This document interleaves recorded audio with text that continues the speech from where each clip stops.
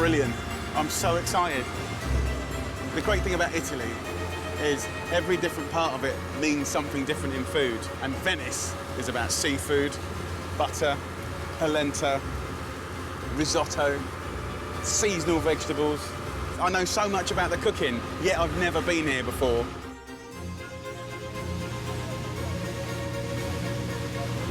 at that. All the mosaics and stuff.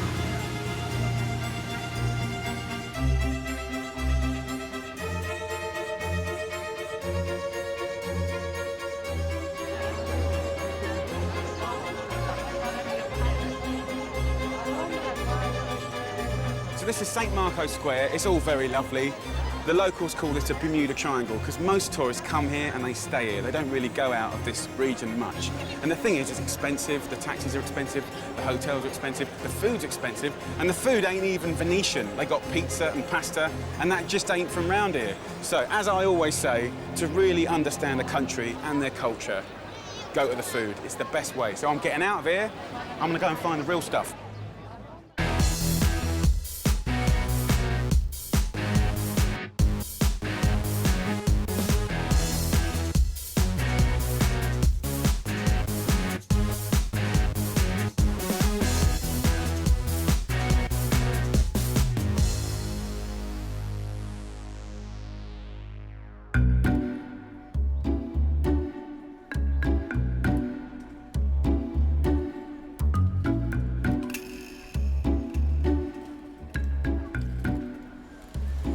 Wow, look at this. Oh, vongole. I'm after some vongole. Vongole? Sì, vongole. For spaghetti vongole, or linguini vongole. Grande o piccola? Grandi. Sì, OK. 1 kilo? Sì, sì. What's interesting is, you know, these vongole, the meat is delicious, but really it's the juice that they give that is the best bit. Grazie mille. So this is the cuttlefish here, and this is a very big deal out here. So in this cuttlefish, I just want to pull this out and show you some of the cool things about this. If I get in here, oh no. I've done exactly what I didn't want to do. I've got ink everywhere. OK, fair enough. OK, first of all, I've got ink everywhere. This little feather, this little sort of stony-looking piece, it's like a bone, that is what goes in budgerigar cages, and that's what they sharpen their beaks on. And then that ink, I was going to show you a little sack, but that ink in here, that's like the smoke cloud. That's like, you know, this animal's got like James Bond things going on. When it's got people attacking it, it gives this ink off, and then the thing trying to get it can't see where it's going. But look at it. I mean, it's absolutely black as your hat. And most countries would avoid that, like the plague, but not the Italians. You know, they take that ink, there's nothing wrong with it, it's not poisonous at all, it's totally edible, it tastes of the sea, and they put it in ragouts, in sauces, they put it on pasta dishes, risotto dishes, and where in the world can you go anywhere where you can buy a delicious dish that's black? Here. Brilliant, I just love it. Posso acqua? Yes. I know he's thinking, what an idiot.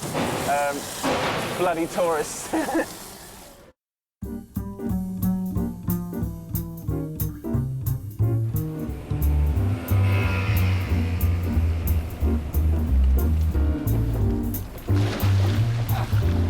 When you said we were going fishing, I thought we'd have a rod. I didn't think I was going to have to get in. Bloody Nora. Right. I just got on the top. This is like sweeping.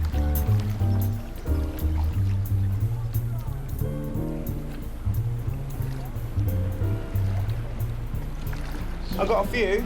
I got a little anchovy as well. Anchovy, some prawns, some crabs. See these little monkeys? These are soft shell crabs. It's starting, you can feel the skin starting to harden up now. And about 3 weeks ago, that would have shed its skin, you know, to grow, and it would have been vulnerable, so it started to hide. And then these boys come along and catch them.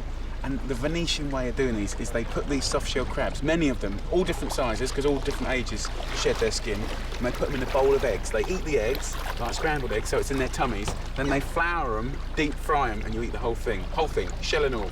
Brilliant. Look at these little babies. We have these in England too. And our little potted shrimp in England is what we do. And we have massive versions of these baskets, but horses pull them along the seashore. You can eat that raw if you like. Yeah? No, look. Just as it is? Mm-hmm. Get there. No. All right, just like that. Yep. Not bad, it's Oh, sweet. delicious, sweet. Lovely, no? I thought I wasn't going to like that. It's weird sort of eating something that's alive. These remind me of scampi fries. Yeah, they do.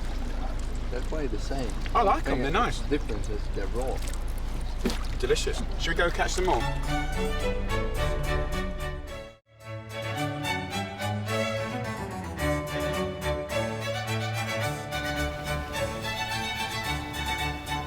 Okay, we're gonna do spaghetti vongole. You could do it with linguine if you want to. These little babies. This is what all the fuss is about, right? These tasty little gits, right? Clams. Different sizes, big ones, small ones. The medium-sized ones for me are the sweetest. Okay, so I bought these in the market today. Salted water.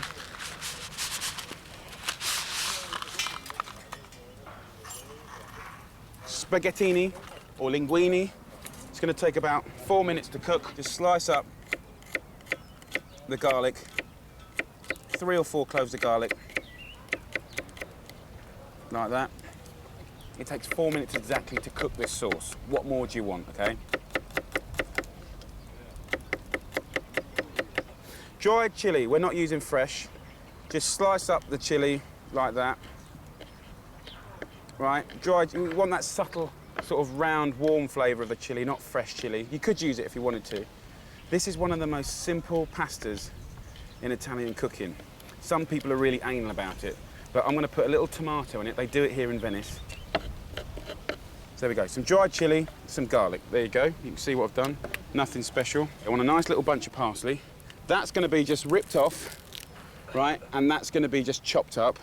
And then don't throw away these little precious buggers. These are the stalks, okay? Most people throw these away. This is part of the flavour. You get the crunch, you get the sweetness. So I'm just going to just finely slice these up, like that. So what you've got to do is get your pan on a heat and literally get it heating for 4 or 5 minutes. You need immediate heat. When you start cooking, it's exciting because it all happens at once. I've had the most fabulous day with these fishermen. They take me fishing, you know, I've been around their area. This is going to happen real quick, so you've got to concentrate and be with me. Olive oil, and lots of it, right? About 10 tablespoons. We go in with the garlic and the chilli. You've got to be quick now, right? The minute that that starts to take any colour, right, just wait. Hold it, hold it, hold it, right? Wait. Soon as it starts to take colour, in with the vongole. Toss it. This is why Italian food is so damn exciting. Right? White wine stops the frying, and you get that perfume. Right. So at that point, you want to put a lid on top of it. But I ain't got a lid. This gives me an opportunity to roll my parsley up in a little sort of cigar. Here we go. And at that point, I'm going to pour this pasta straight onto here. Right. Save some of that water. That water I want to save because that's for creaming later. I don't want to overcook that pasta because I've got a bunch of Italians over here. If I overcook that pasta, they're going to stab me, kill me. And often people think it's about the meat inside the shell. Yes, it's nice, but it's really about that broth. Taste that. Little olive oil. It doesn't need any salt because there's salt in the seawater that comes out of the vongole. The olive oil really starts to emulsify with the liquid, and just some cherry tomatoes. See, I'm just going to squash it in my hands like that. See how much broth has come out of it? In with the pasta. Right, parsley goes in.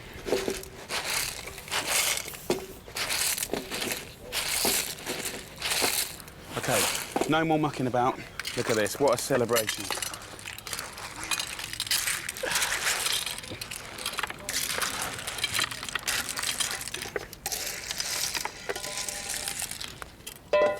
What a pleasure. So there you go. An absolute celebration of the sea. Delicious. Spaghetti vongole, don't be scared of it, it's dead easy. Pronti? Mangiare! Mangiare, sì. Muito bene. Da mangiare ragazzi, moderni e altri due. Oh! Rossi?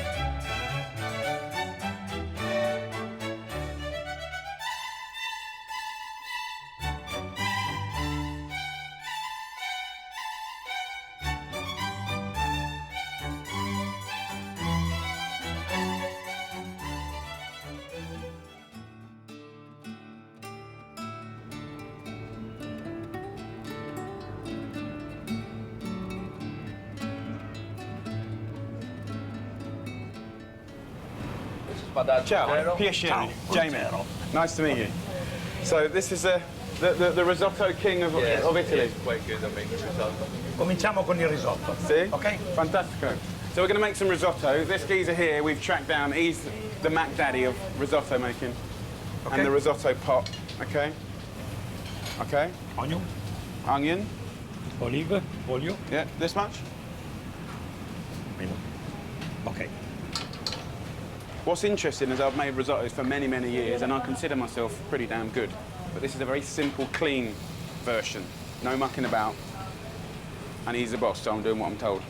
He's making a little pasta at the same time. This guy's teaching me how to make risotto in the middle of his service. So, like, you know, we're staying out of the way and let him get on with his job. Look over there, he's got grilled fish going on there, a little baby monkfish grilling. He's got a bream, just seasoned with salt. So simple.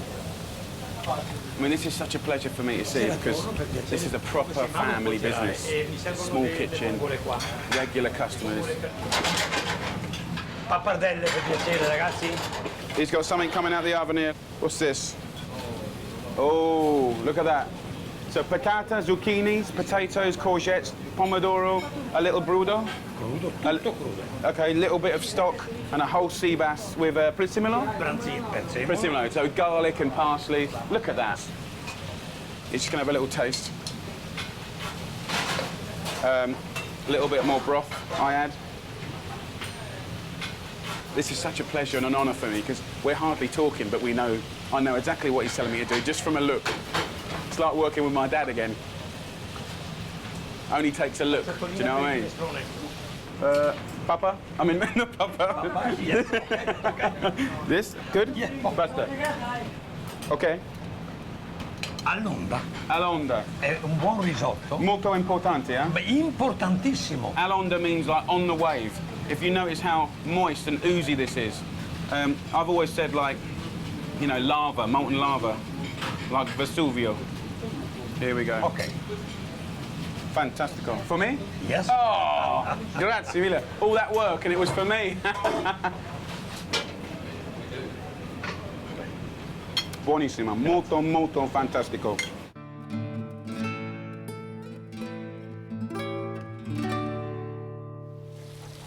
Okay, so jumped out the kitchen, lunch service is over with. I want to just go back over the principles of what he said makes the best risotto in the world because I want you to be able to do it at home. So here, the first thing that's really important, the onions, the celery, the olive oil, cooking for about 10 minutes just to soften it up. That's called the sofrito. Now I'm going to make this for 6 people, right? So 6 good, generous handfuls of rice goes in there to suck up the oil and the flavour from the vegetables. So the first thing that the rice gets is that initial flavour, right? And a little salt, you notice, goes in just to get that seasoning happening. And then he didn't use any wine, but he said, you know, for a seafood risotto, you can use a wine. I've seen in different parts of Italy, people using vermouth. You could use water or you could use stock. I'm gonna use a little splash of wine and literally cook it away. So that goes in. And the beginning of the process of it becoming creamy and like a lovely oozy sort of porridge begins, okay? All I'm gonna do now for about 16 minutes is put a ladle of stock in. Now this is one of the most important things. Broth is what gives you the gold. Whether it's leftover roast chicken at the weekends that you just boil up, or of course a couple of organic stock cubes. And I'll do that every 45 seconds to a minute and cook it for 16 minutes or so until it literally doubles in size and becomes deliciously creamy. Now, what I thought was really interesting is that there's been rice dishes here way before the pasta dishes, and with the early, you know, doges and the spice traders, you know, rice came over from the Middle East, and you know, the land here was so fertile and fantastic and marshy that it was perfect for growing rice. Therefore, it just did really well here. They started cooking loads of it, and that's why there's more risotto dishes here than anywhere else in the whole of Italy. Right, look at that. So the risotto's had 17 minutes. Love, care, attention, stock, stirring. Let's have a little taste. Right, al dente, to the tooth, you know, all of that business. Risotto should never not be a pleasure to eat. It shouldn't be fluffy and like a sugar puff, you know, but it wants to, you know, you should be able to feel its shape in your mouth, but when you bite through it, it's a pleasure. So I'll leave that bit to you. Knob of butter goes in. Now, Parmesan, I'm gonna use a nice little handful. It's not much by weight, but literally by the time you've grated it, it looks like a fair bit. We can turn that heat off. That gas is now off, and we're just gonna fold that. You don't wanna cook Parmesan, it goes horrible, right? Now fold it in, look at that. So that, boys and girls, is the basis of all risottos. That is the risotto bianco, okay, the white risotto. So what I'm gonna do now is one of the key things. I'm gonna put a lid, or in this case a plate, on top of here. Just let the risotto sit and relax for 2 minutes. And I want to show you 3 flavours. The first flavour is some half tomatoes, bit of garlic, 4 leaves of basil, olive oil, salt and pepper. So let's make a beautiful tomato and basil risotto. So what I'm going to do is simply go back to the pan. I'm going to take some of this, look at that. Absolutely heavenly. And then we're going to stir it up. Just stir it through. You can put it on top, you can stir it in, right? But I swear to you, this will be heavenly, right? So I'm gonna plate up the first one, right? This is a beautiful cherry tomato and simple basil risotto. Okay? If you're an uptight person, you can remove the skins from the tomatoes. If you're a geezer, like me, we have the skins on.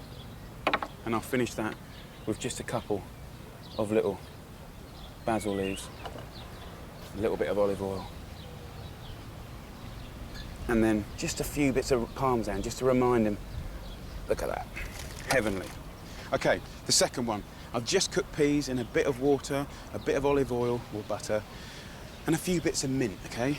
I'm gonna take that Bianco risotto, mix it in with the peas. Then in this one, what maybe I'd like to do is get some parsley and some mint. Mint is obviously very good friends. Get that in there.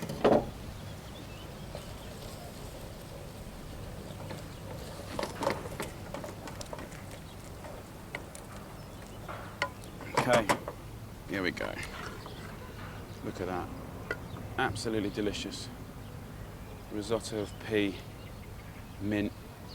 And you know what I'm going to do on that? Just because I love it, and just get a little bit of beautiful goat's cheese and just put that in the middle. Grate a little Parmesan. And again, another absolute cracker. Finish it with a tiny drizzle of oil. And then my last one, but not least, how could I do it without doing the lovely artichokes, the carciofi? You know, sweat the artichokes, just sliced simply with olive oil, garlic, a little water, you know, and artichoke risotto is a big deal out here. Really good. And I don't really want to muck about with it too much at all. Just get that texture right. all the time you're making sure that it's, you know, loose and delicious. Here we go. So let's plate up this lovely carciofi risotto, an absolute classic of Venice. How beautiful that is. Beautiful. And you know what? I want to do nothing to that. Just a little. That's it. And you got 3 beautiful risotto. And I tell you what, that's just the tip of the iceberg. There's so many risottos you can do. Anyone can do a risotto. Go out, get a packet of risotto, and whatever's in your fridge, you can make something. Roasted squash risotto, wild mushroom risotto. Of course, there's the classic seafood risotto, or we could do red wine and borlotti bean. That is an absolute classic. I love that one. What else we got? Oh, if you've got any leftover oxtail, that is fantastic. Oh, lamb on a Sunday, cut it up, stew it with some onions, a little bit of tomatoes, give it 2 hours, put that little bit.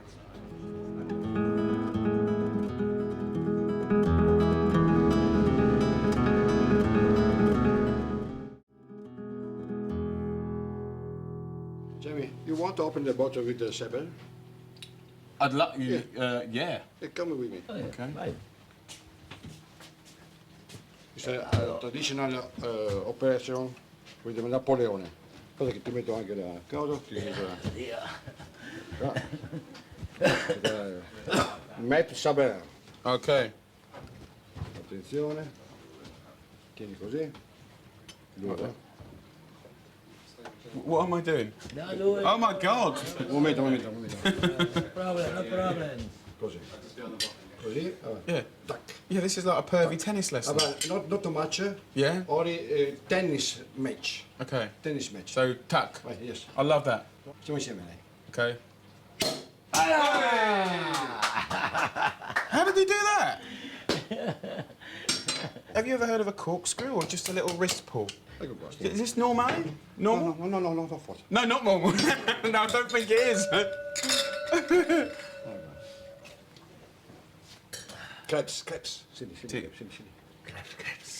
Non è possibile. Poi anche il mare. Il mare? What the bloody hell are you Poi talking about? sul naso, ding dong. Campana. Ding dong. Ding dong. Is it open? No, open. Open. Poi con la bocca a culo di pollo. Chicken ass. Culo di pollo. Culo di pollo. I gotta make a chicken ass. Sweet. Tannin. Is good. Drink. Via. Perfetto. Complimenti. I just smashed your front window. No, not problem. No problem. I just smashed your front window. Assicurance. Your insurance must be a fortune. Che buon. What I would say is for all those people that go out buying cheap champagne, no, don't do that. You go and you get some nice Prosecco. Delicious. And you get so much more value for money. Yes, champagne is good, but this is better. Just another normal day. Si ha niente. Scusa. E la do, tac. Ding dong. Perfetto. Chicken ass. Culo di pollo. Is it French traditional? I love the Italians. I just love the Italians. You're all crazy, but you're genius.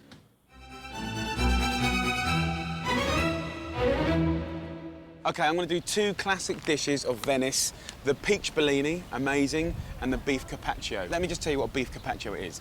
Thin slices of raw beef, and, you know, I'd always use beef fillet. So it's going to take a little piece of beef like this.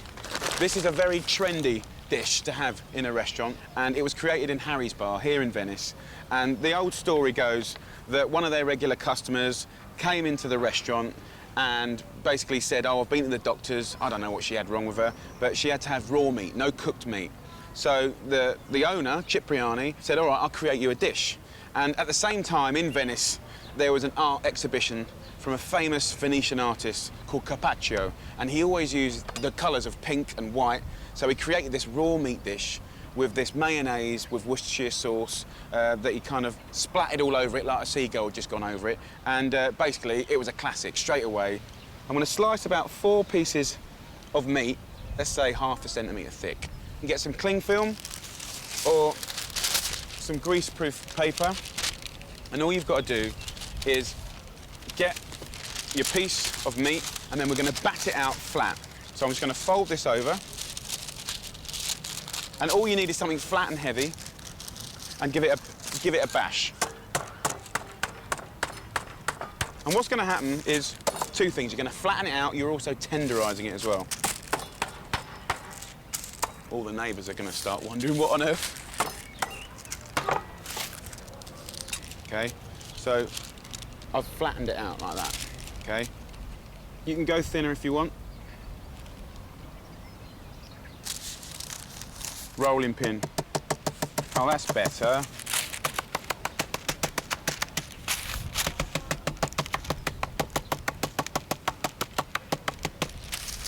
Okay, so you can see there, I've battered it so thin that you can see through it.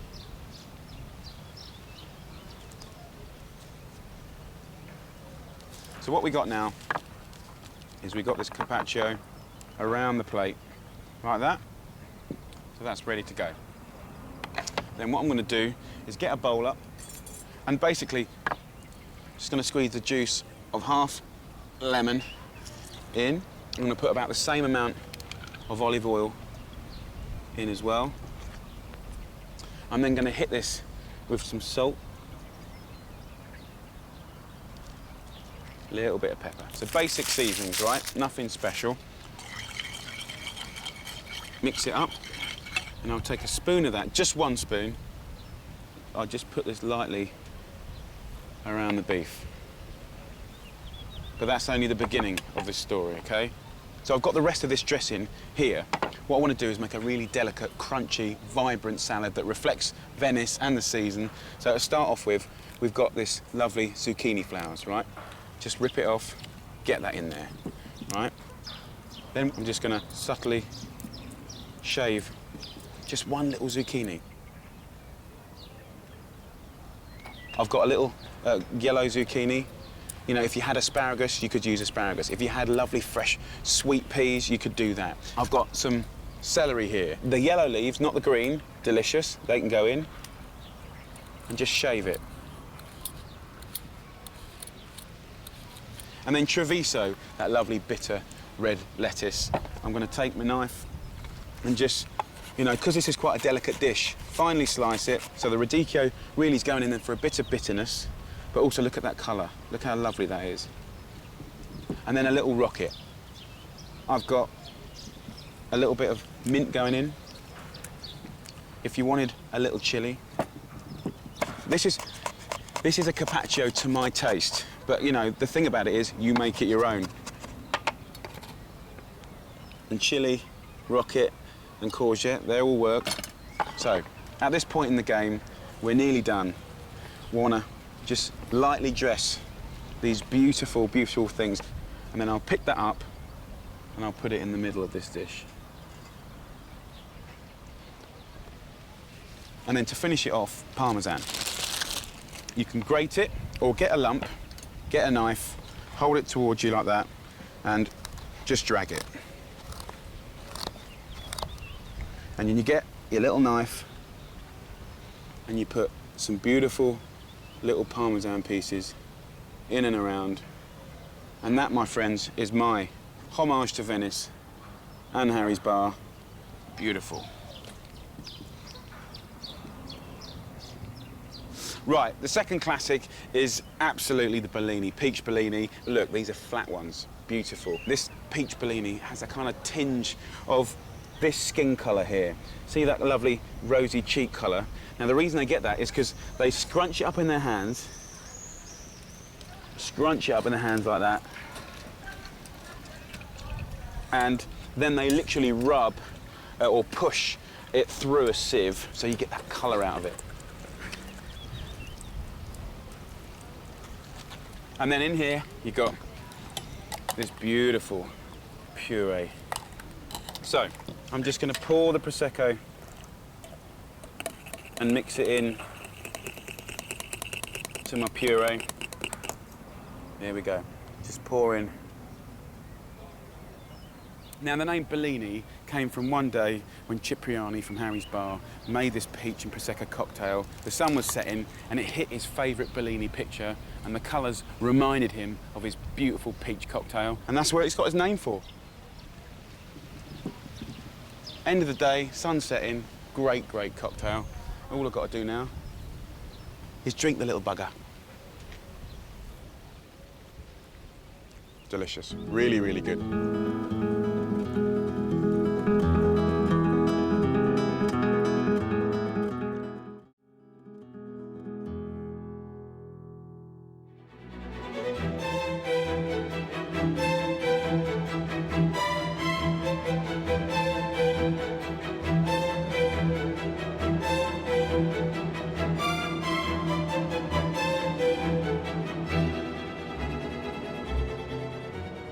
What I've done is I've managed to get access to this prison, right? I know it's a bit odd, but bear with me. There's a women's prison here in the heart of Giudecca, and they grow fantastic vegetables in this prison, right? And they sell it every Thursday on this market. So I'm going to come and see the old stand, and then later I'm going in. I've got a little tour of the prison. Just a variety.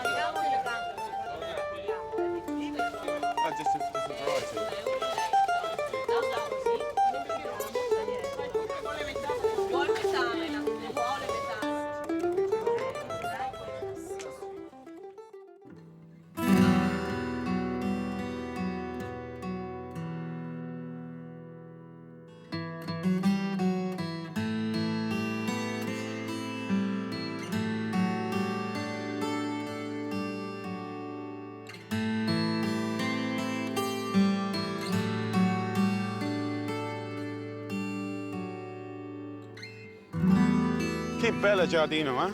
What a beautiful garden. I mean, this is back in England, you know, posh gardens would have the wall around it, so you get a little microclimate. But obviously this has got a big wall around it because it's a prison. So it's like the best wall garden ever. Zucchine. Zucchini, che bella.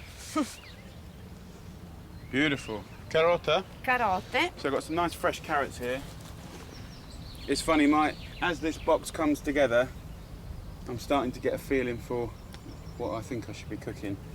All these beautiful carrots. I'm feeling the vibe of a really nice spring-summer minestrone. It's a classic dish.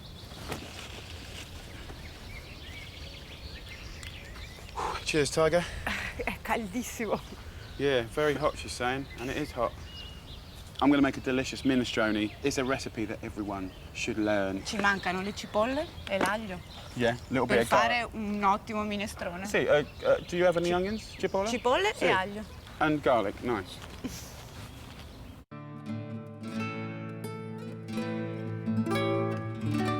Every good soup starts with onion and garlic, okay? So I'm going to slice this onion up and just finely chop it. This is definitely one of the most surreal things I've ever done. Cooking in a prison, just another normal day at the office.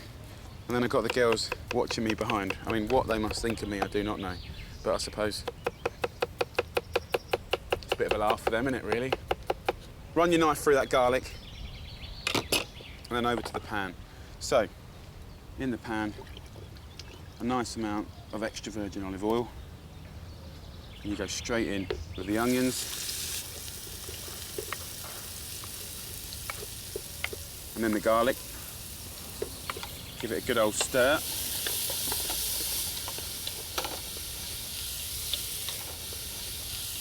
So, I've got the lovely baby carrots.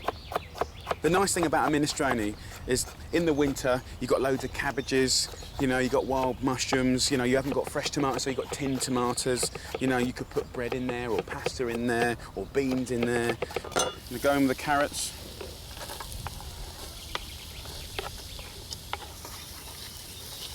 And the whole idea of a minestrone is you're building a little story. It should reflect literally what's down your market or in your garden. You know, a minestrone, it's there to work for you. We've got these lovely zucchini now.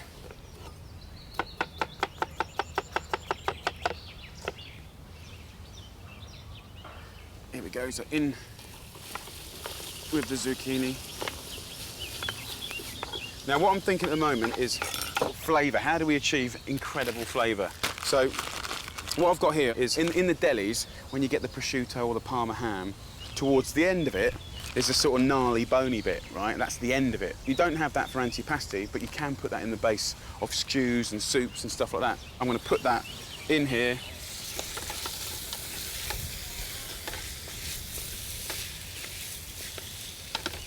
I'm going to go tomatoes now. I'm going to actually put the peas in now. Then some nice parsley. How good is that? And let's get this lovely chard and beetroot leaves in. Brilliant, look at the colours. And then what I want to do is pour in that stock. So literally pour that in. I want to give it slightly too much stock. And the reason is we're going to be putting pasta in there, and that's going to suck it up. Right. So the pasta I'm using here is like baby farfalle. It's completely the wrong pasta, but I don't care. It's my soup. You can do what you like, and that's what cooking's all about. But the classic pasta for soups here is dittoli, which is like tiny little macaronis that have been cut off short, and that's lovely. So I've got the pasta in, got the broth in, but what I want to do to really pimp the minestrone is make a quick pesto, okay? So literally a nice big bunch of basil, and then I'm going to put that in the pestle and mortar and just bash the crap out of it. The idea is that you're achieving mega, massive flavour by bruising this basil. Then you want to pound up your pine nuts. What this sort of gunge, what this perfume gunge does to a bit of pasta or a risotto or a gnocchi or a bit of chicken, you know, or a soup, is incredible. I mean, it is definitely like the Viagra of the sauce world. So look, I've got that to a paste now, and it's finish it off time. So you need about the same visual amount of Parmesan cheese. It's not a lot by weight, but visually around about the same. Right, so that goes in. And then, of course, garlic. I'm just going to grate it. That raw garlic will go a long way. If I put too much garlic in, it's going to wreck my soup. And now you're going to loosen that paste with oil.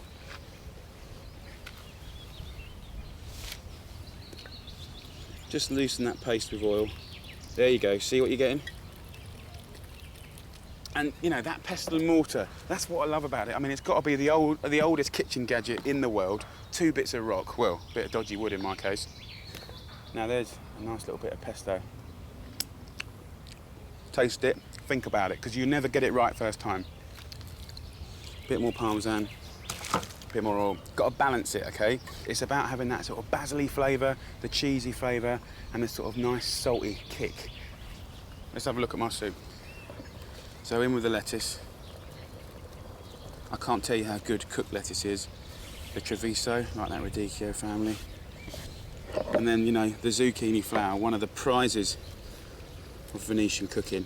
All right, this soup's done now. Literally 15, 20 minutes. Let's plate this little monkey up. Here we go.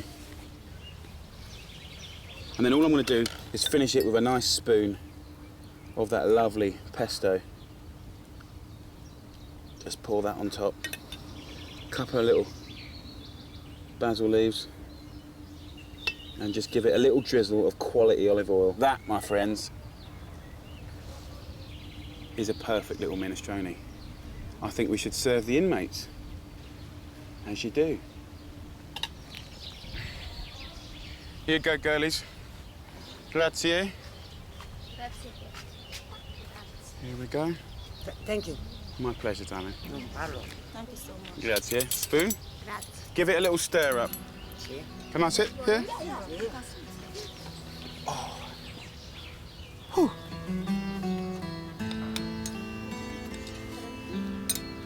Questo, Jamie. Jamie, buono. Thank you. Grazie mille. Grazie mille. Molto gentile.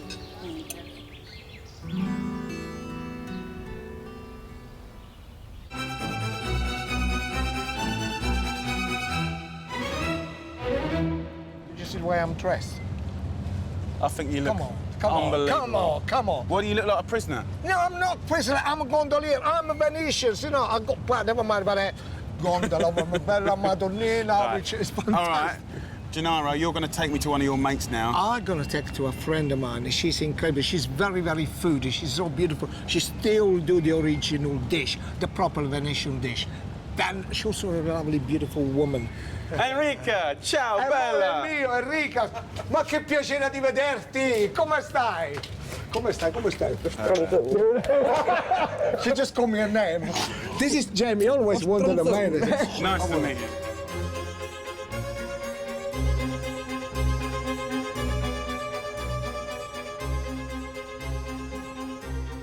Salute.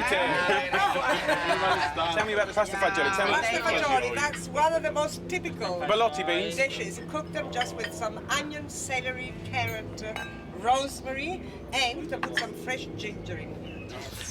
Buon appetito. That is an amazing soup. So we've got this beautiful mussels here. We've got this lovely calves liver, boiled octopus there, and the razor clams. Look how simple this is. Beautiful. The thing I love about all of this is basically in 25 minutes of cooking, we've created all this beautiful food, opened some shellfish, cooked some meat. You know, we've got some lovely artichokes. I mean, it's really good, simple cooking. This is called your last supper, you know? Yeah.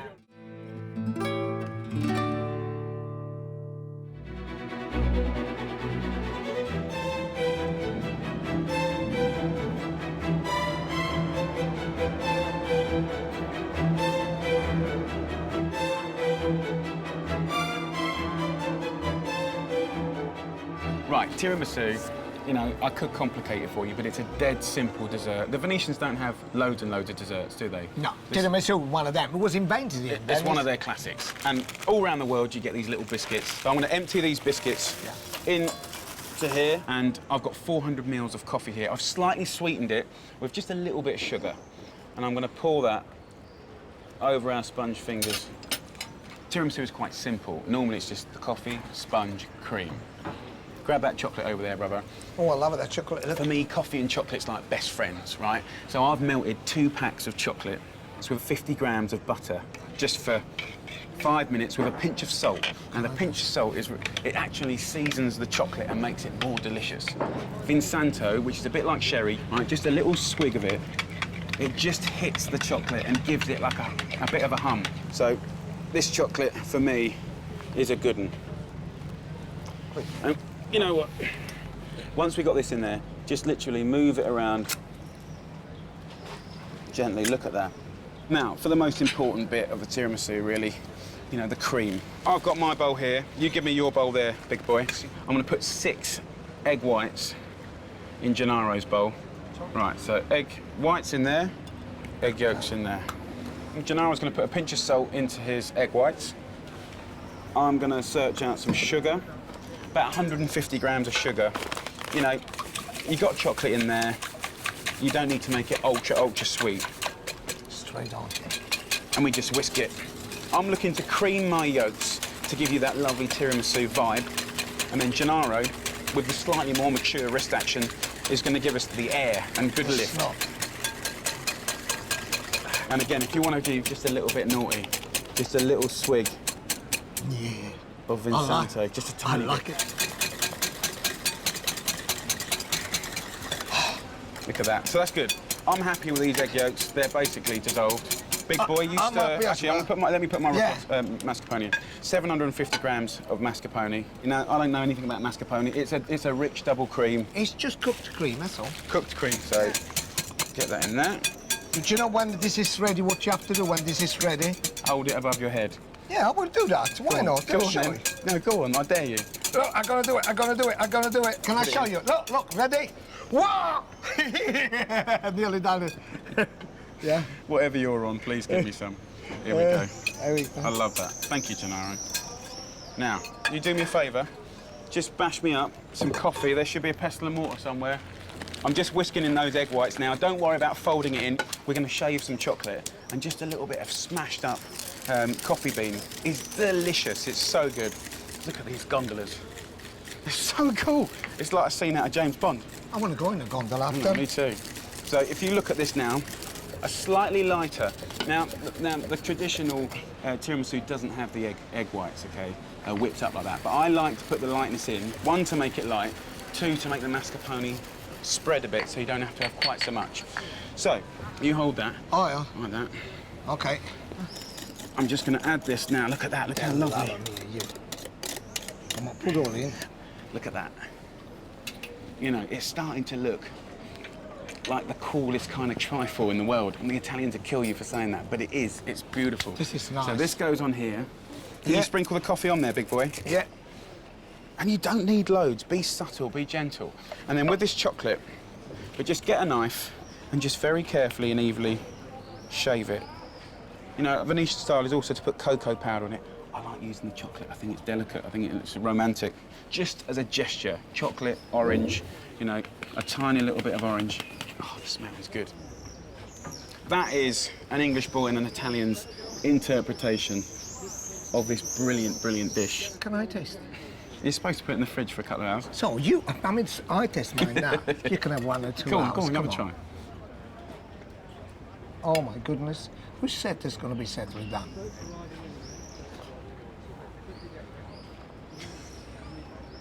Like you've wrecked it now. I didn't grab it. I just tasted it. Did you think I would lose an occasion to eat the tiramisu in Venice?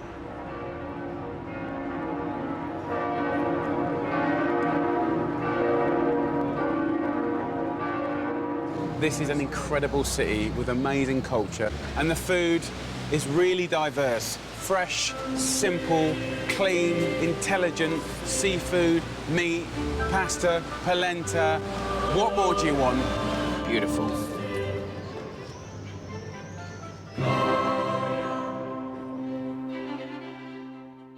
Here we are in a part of France called the Midi Perne. Without question, it is quite old-fashioned.